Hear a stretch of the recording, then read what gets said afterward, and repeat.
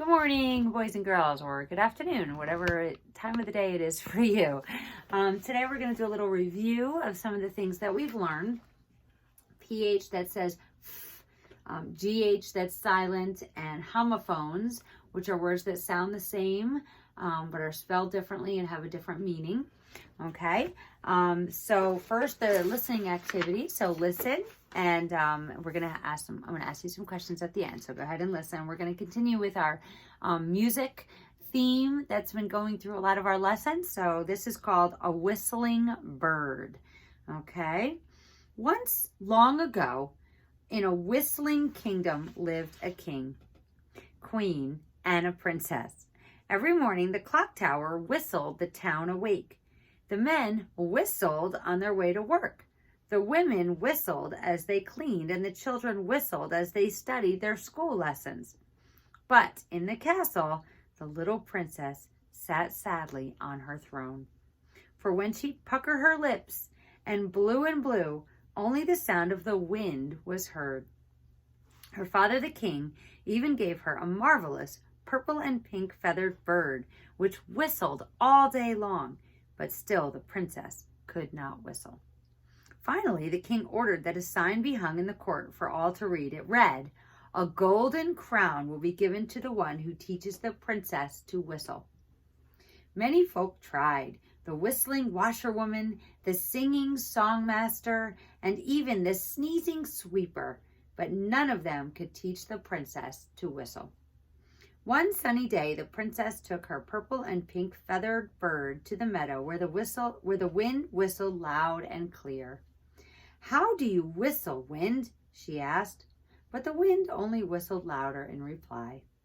Her bird swooped down, plucked a blade of grass, dropped it in her lap, and then whistled in her ear. "What do I do with this?" she asked. The bird cocked its head sideways and whistled. "Whistle," she laughed. "I shall try," she said as she put the blade of grass between her thumbs. She blew softly. "Tweet!" "Was that me whistling?" the princess asked. She whistled again. "I can whistle!" she cried. The bird flew to a piece of reed lying on the ground. "What does this do?" the princess asked. The bird cocked its head to the side, sideways, and whistled. "It whistles too?" she asked. She blew across a hole in the side, and a beautiful whistle came out. "Oh, bird, you are wonderful," she cried.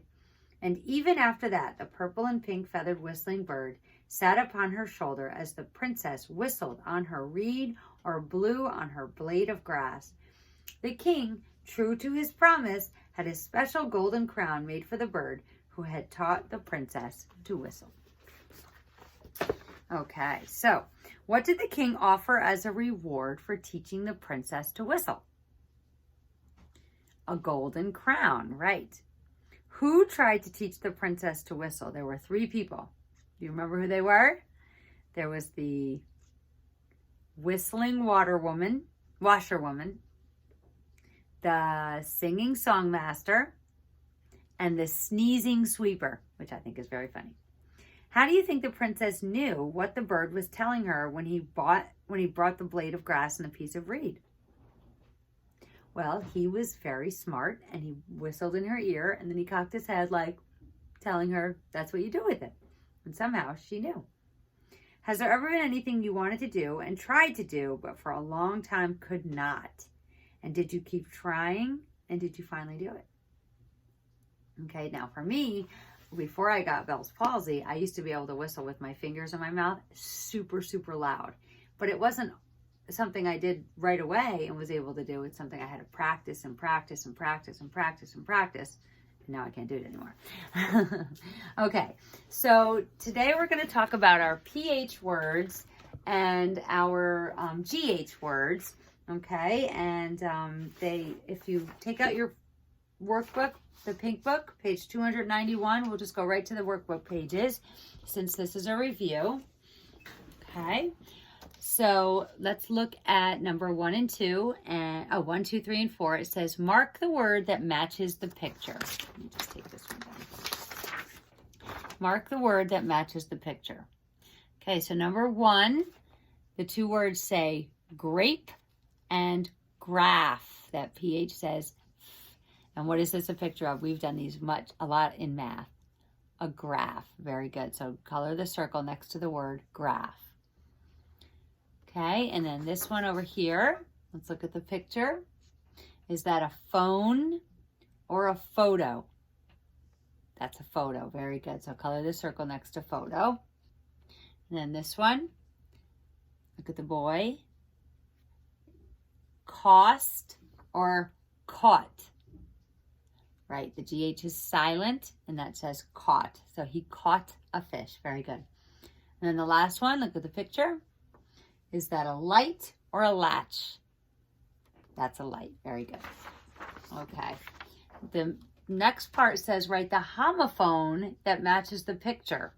Okay. So a homophone, remember, is a word that's spelled differently.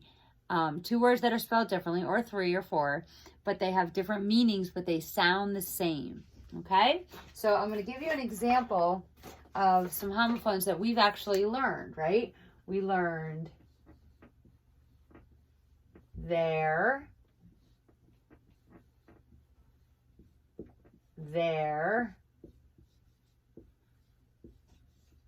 and there. Oops. Let me fix that. Okay, so this there is the place, right? He is over there. This there is when people own something, like that is their dog, that is their house. This one is a contraction, and it means they are. They're my friends. They're my students. It means they are my friends, or they are my students. All these words sound the same. There, but they all have different meanings, and they're all spelled the same way, or a different way. Also, to, and to, right? Those are homophones. This to means I went to the store. This store means I have a dog too. I have a dog also. And this one is the number 2. I have 2 children. Okay, so let's look at the word that they give you for number 5. Okay, and it's the word Phil. It's the person's name, Phil. Okay, and it's spelled P-H-I-L, and the PH says F. But look what they're doing to this glass of milk. Phil, right? But it's not spelled with a PH. It's spelled like this. F-I-L-L. So write that word next to this Phil. Phil. Okay, so that's a homophone. Spelled differently, means something different, but it sounds the same. Phil and Phil. Okay, then look at number 6. They're pointing to his hair. They give you the word hare, H-A-R-E. That's the rabbit. Sometimes they call a rabbit a hare. But his hair is spelled with the A-I-R that we learned. A-I-R, hair. Okay, very good. So hair and hair are homophones. They sound the same, but they're spelled differently and they mean something different. Number 7, what is that a picture of? A flower. They give you the word flour that means the stuff you make cookies with or cake with, the white stuff, flour. This is a flower, F-L-O-W-E-R. So write that on number 7, F-L-O-W-E-R. So we have flour, the white stuff that you bake with, and flower, the pretty things that grow in the springtime. Okay, and the last one, okay, that is I didn't even realize I have my finger on it. The words are right here in the yellow box, but that's okay. I'd rather write them on the board and show you anyway. So the word here is stare, right? Now that means stare like this. Like you're staring at somebody with your eyes, but these are stairs that you walk up. So that is spelled S-T-A-I-R. Okay, so spelled differently than stare with your eyes means something different, but sounds the same. Stare and stare. Okay, very good. Turn your paper over. We're going to pick the sentence that matches the picture. Okay, if you'd like to do these on your own, go ahead and pause and then come back and we'll do it together.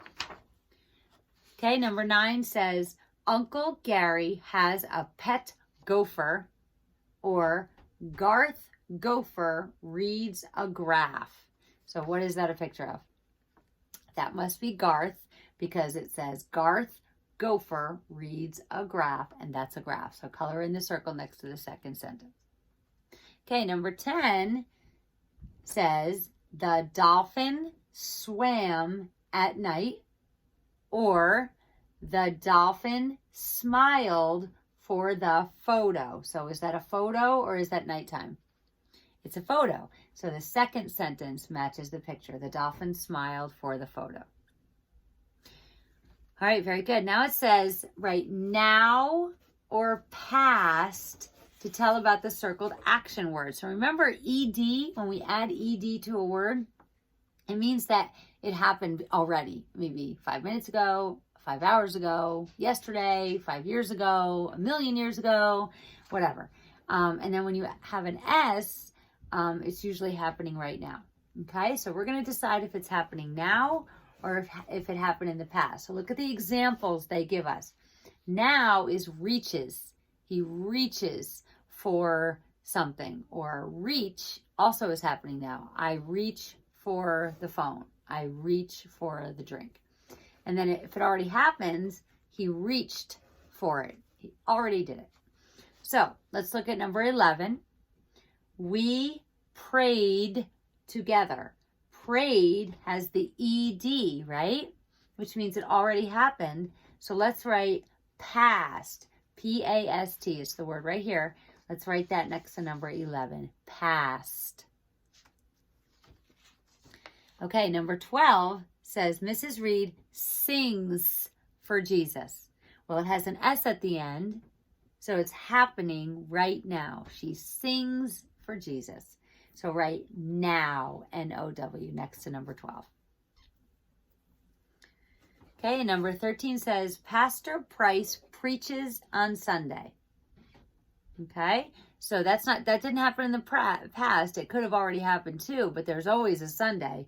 So it has the S, so it's happening now. He preaches on Sunday. Today, let's pretend today's Sunday and he's preaching right now.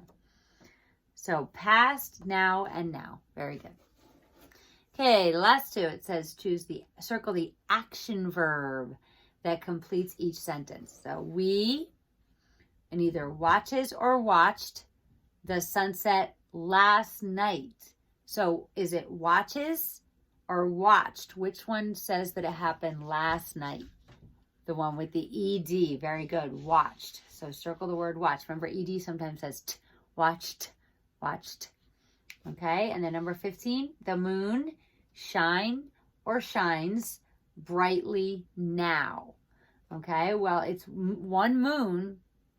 So we need an S at the end of the verb. Remember that rule? That was kind of a tricky rule. So the moon, no S, shines with an S brightly now. The moon shines brightly now. So circle that. All right, very good. And then you're going to do this page, okay? Choose the word that matches the picture. Write the homophone. The right spellings are right here in the yellow box. I didn't miss it that time. Choose the proper word from the green box to finish the sentences. Match the word with the picture, and then write the verb part of this sentence to match the picture. Okay?